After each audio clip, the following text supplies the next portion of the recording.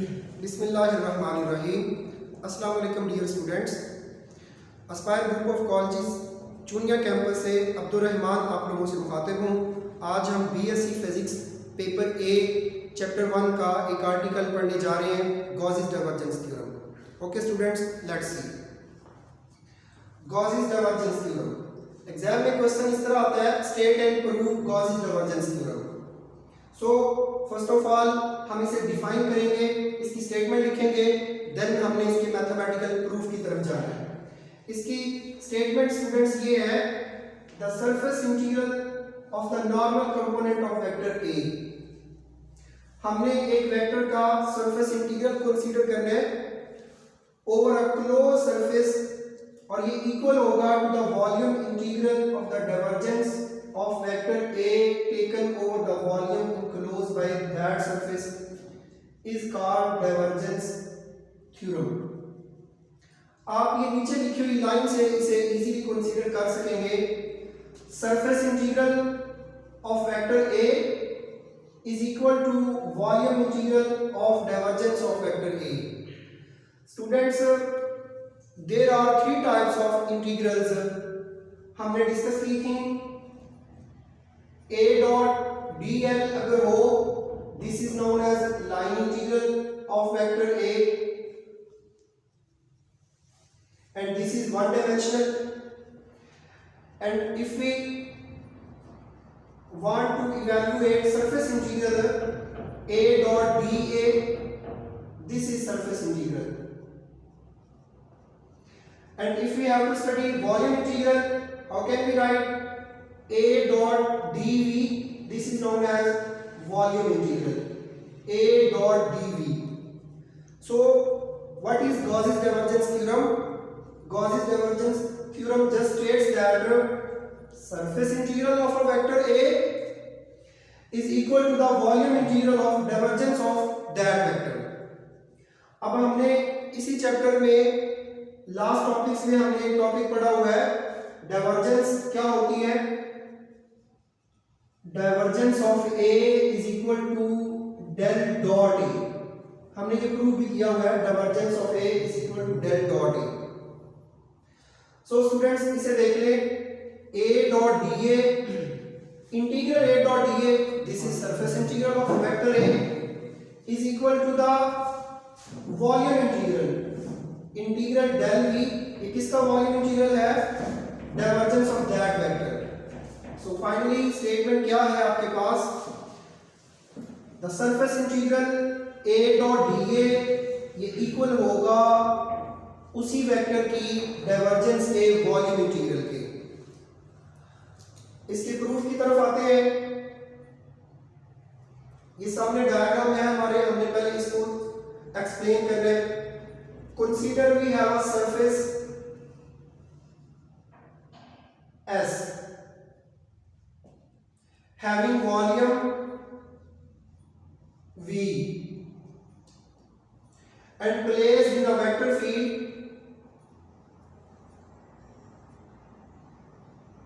field A as shown in figure।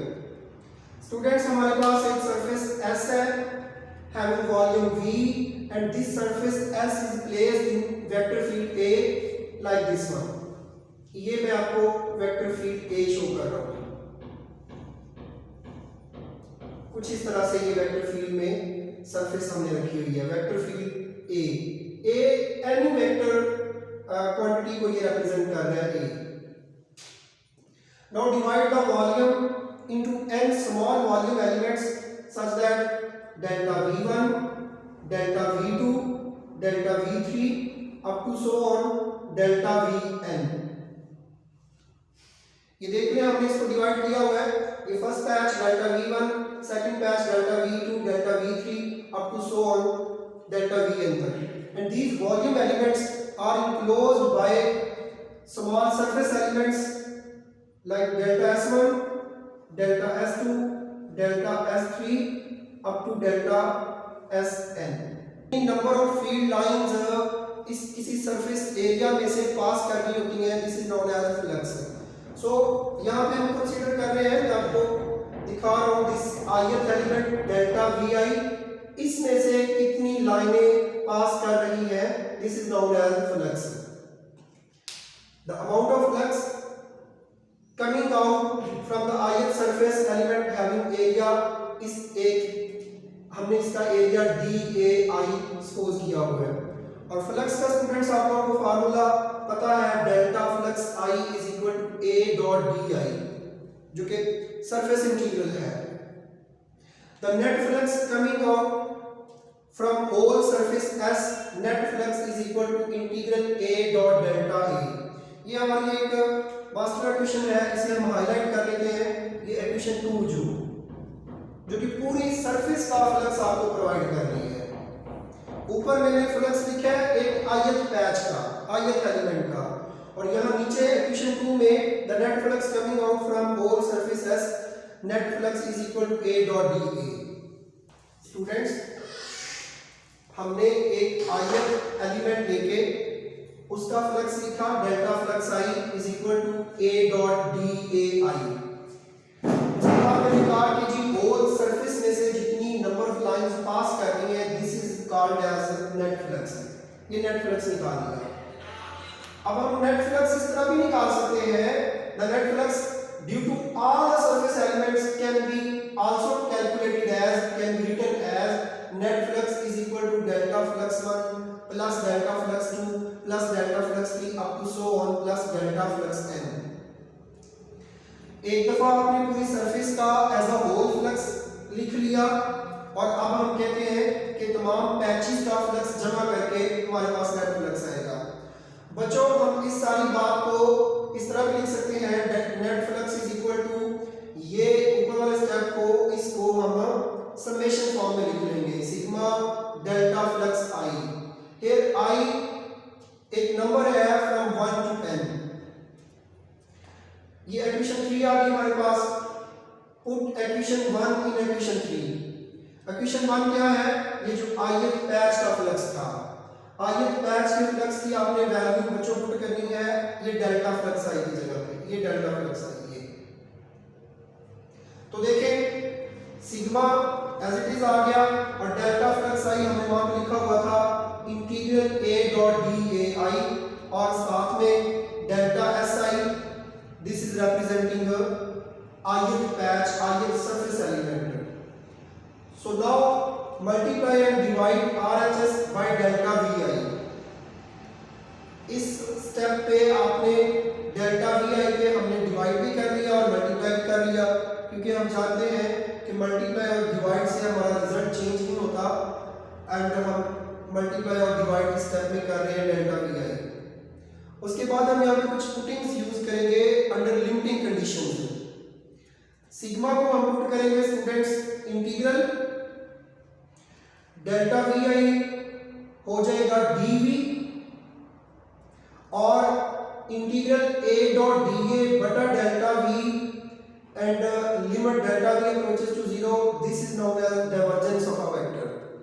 हमने पीछे एक आर्टिकल में पढ़ा था surface integral, this one is surface integral A dot DA, surface integral पर unit volume such that volume approaches to 0 is known as divergence of a vector, del dot A. So equation 4 becomes, equation 4 से हमने equation 5 में आना है, this sigma becomes integral, this sigma की जगह ये भी समीशन है, इसकी जगह हम पुट करेंगे इंटीग्रल, और ये ब्रैकेट जो है जिसमें हमने सरफेस इंटीग्रल पर unit volume, this is known as divergence, and we all know that divergence is equal to del dot A। Divergence of a vector is del dot A, and this delta VI, this can be putting as DV। So net flux is equal to integral del dot A DV, this integral is volume integral. So this is equation 5, ये आपके पास equation 5 है। Now equation 2 और equation 5 को compare करेंगे हम।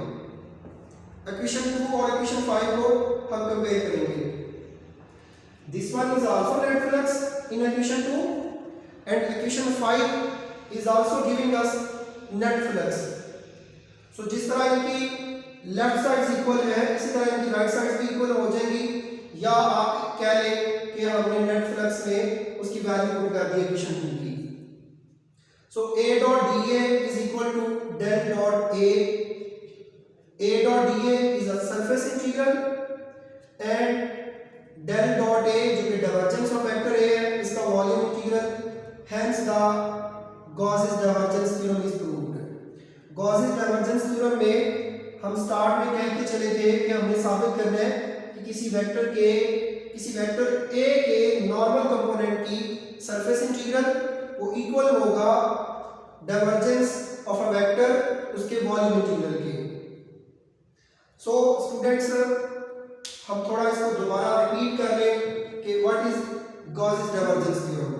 Gauss's divergence theorem just simply says that surface integral of a vector A is equal to the volume integral of divergence of that vector. Gaussian divergence theorem, ये जो हमने Gaussian divergence theorem पढ़ा है इसे हम apply कहाँ करेंगे, इसकी सिग्निफिकेंस क्या है। Gaussian divergence theorem can be applied to calculate electrostatic fields. We can find electrostatic fields by using Gaussian divergence theorem. This field can be due to an infinite sheet of charge, infinite line of charge, etc. etc. Second application है to calculate a flux through a closed surface. हम Gaussian divergence theorem apply करके हम flux calculate कर सकते हैं. And third application, we can apply the Gaussian divergence theorem to evaluate a vector surface integral over a closed surface. हम surface integral भी calculate कर सकते हैं। Students, end पे एक आखिरी point, what are the limitations of Gaussian divergence theorem? अगर आप definition देखें ना students, statement देखें तो statement में हमने कहा था the surface integral of the normal component of vector A taken over closed surface. This one is a limitation of Gaussian divergence theorem. Closed surface. Surface should be closed. Surface must be closed. ये मैंने लिखा है limitation of Gaussian divergence theorem and limitation is surface must be closed. जहाँ आप flux calculate करना चाहते हैं, जहाँ आपने Gaussian divergence theorem अप्लाई करना है, वो कॉन्फ़िगरेशन वो हमारे पास क्लोज सरफेस होनी चाहिए। For example, a hemisphere is not a circle, is not a closed surface, so we cannot apply the divergence theorem. अगर आप हेमिस्फेयर है आपके पास, वो चार्ज स्फेयर है, आप उसके इलेक्ट्रिक फील्ड्स कैलकुलेट करना चाहते हो due to hemisphere of charge, या आप वहाँ पे उसकी मास डेंसिटी की बात करना चाहते हैं, तो हम हेमिस्फेयर पे Gaussian divergence theorem अप्लाई नहीं कर सकेंगे बिकॉज अब ये एक क्लोज सरफेस नहीं है। ये रहा आज का हमारा टॉपिक Gaussian divergence theorem, जो कि इस चैप्टर का मोस्ट इंपॉर्टेंट लॉन्ग क्वेश्चन है एग्जाम के पॉइंट ऑफ व्यू से। And now if you have any difficulty about this, अगर आपको कोई मुश्किल कोई पॉइंट क्लियर नहीं हो रहा तो आप व्हाट्सएप में ग्रुप में इस पर कमेंट्स कर सकते हैं। ओके, बहुत शुक्रिया।